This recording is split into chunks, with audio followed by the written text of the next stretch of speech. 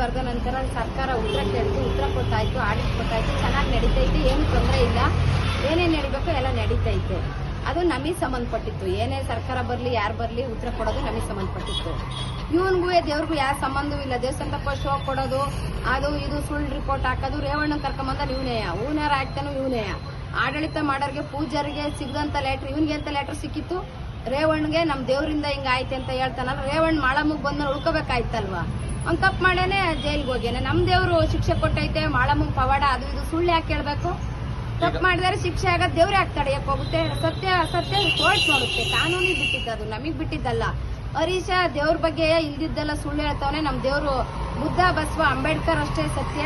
ಆ ದೇವ್ರ ಹತ್ರ ಪವಾಡ ಇದ್ರೆ ಒಳ್ಳೇದೇ ನಡೆಯುತ್ತೆ, ಕೆಟ್ಟ ನಡೆಯಲ್ಲ. ಅವ್ನು ಹುಚ್ಚಿಡ್ದೈತೆ. ಹುಚ್ಚು ಅಂದ್ರೆ ಗೌರ್ಮೆಂಟಿಗೆ ಲೆಟರ್ ಬರೆಯೋದು, ದೇವ್ರ ಸ್ಥಾನ ಸರಿ ಇಲ್ಲ, ಅದು ಸರಿ ಇಲ್ಲ ಅಂತ ಹೇಳೋದು, ಆಮೇಲೆ ನಾನೇ ಮಾಡ್ತೀನಿ ಅಂತ ಹೋಗೋದು, ಊರಲ್ಲಿ ದೊಂಬಿ ಎಬ್ರಿಸೋದು, ಆಡಳಿತ ಮಾಡೋರಿಗೆ ತೊಂದರೆ ಕೊಟ್ಟು ದೇವ್ರೇ ನಡಿದಂಗ್ ಮಾಡಿದ್ದ. ಆಮೇಲೆ ತಹಸೀಲ್ದಾರ್ ಅವರೆಲ್ಲ ಆಡಳಿತ ಮಾಡೋರಿಗೆ ಧೈರ್ಯ ಕೊಟ್ಟು ಜಾತ್ರೆ ಆಯ್ತು. ಜಾತ್ರೆ ಮಾಡಿಸುವಾಗ ತಂಡ ಮಾಡಿ ಊರವ್ರು ಇಂತಿಂತದ್ ಮಾಡ್ಬೇಕು ಅಂತ ಹೇಳಿ ಎಲ್ಲ ಮಾಡಿಸಿ ಎಲ್ಲ ಚೆನ್ನಾಗಿ ಮಾಡಿದಾರೆ ನಮ್ಮ ಅಪ್ಪಾಜಿಯರು, ನನ್ನ ಅಣ್ಣ ತಮ್ಮಂದಿರು, ನಮ್ಮ ಊರಿನ ಜನ.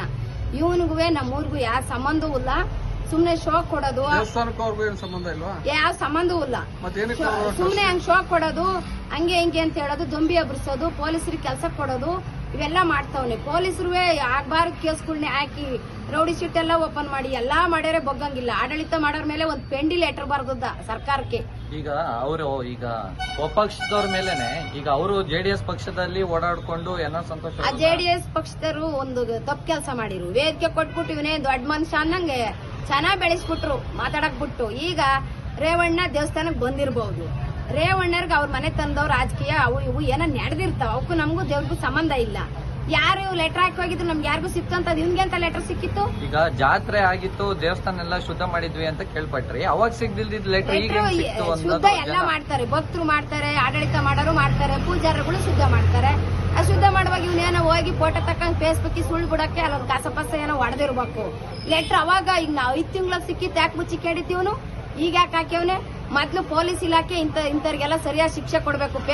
ಫೇಸ್ಬುಕ್ ಅಲ್ಲಿ ಸುಮ್ಮನೆ ನಮ್ಮ ಒಳ್ಳೆ ದೇವ್ರದು ಫೇಮಸ್ ಟೆಂಪಲ್, ಎಲ್ಲಿಂದ ಅಲ್ಲೆಲ್ಲ ಹೊರ ರಾಜ್ಯದಿಂದ ಎಲ್ಲ ಭಕ್ತರು ಬರ್ತಾರೆ. ಭಕ್ತರಿಗೆ ಮಾತ್ರ ಅವ್ರು ಅಂದ್ಕೊಂಡಿದ್ ಕೆಲಸ ಎಲ್ಲ ಆಗೈತೆ ಅಂತ ಅವ್ರು ಹೇಳೋದನ್ನ ಕೇಳಿ ನಾನು ಹೇಳ್ತಾ ಇದ್ದೀನಿ. ನಮಗೂ ನಾವು ಕೆಲವೊಂದು ಕೆಲಸ ನಮ್ಮ ಆಗೇವೆ, ನಾವು ಅದನ್ನ ಆಗಿರೋದ ಆಗೇವೆ ಅಂತೀವಿ. ಬುದ್ಧ ಬಸವ ಅಂಬೇಡ್ಕರ್ ಎಷ್ಟು ಸತ್ಯ ಅಷ್ಟು ಸತ್ಯ ಮಾಳಮ್ಮ. ಅಲ್ಲಿ ನಂಬಿಕೆ ಇದೆ, ಮೂಢನಂಬಿಕೆ ಎಲ್ಲ ಇಲ್ಲ. ಒಳ್ಳೆ ಜನ ಇದ್ದಾರೆ.